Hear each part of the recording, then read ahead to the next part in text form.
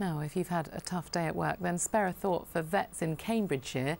They have had to remove a tumour the size of a rugby ball from a 27-stone tiger. It involved a reinforced steel cage, armed police and plenty of anaesthetic. Louise has the story. Feeding time's never been more satisfying for 12-year-old tigress Amber. Just last week she couldn't eat and was struggling to breathe thanks to a tumour the size of a rugby ball. Only surgery could save her.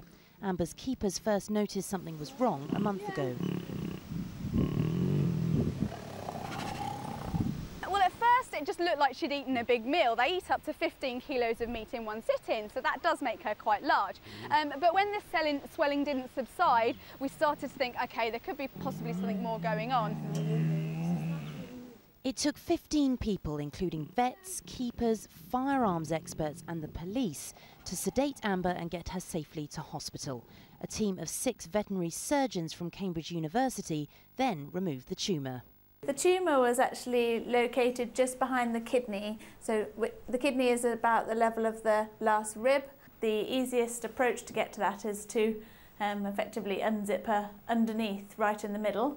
So she was on her back for the operation. I take it this is a bit different from your normal day job? Yeah, it was really exciting to have a tiger coming to the vet school rather than just normally deal with dogs and cats on a much smaller scale. The operation only took an hour and a half, and 2 days later Amber was back home with playmate Rana.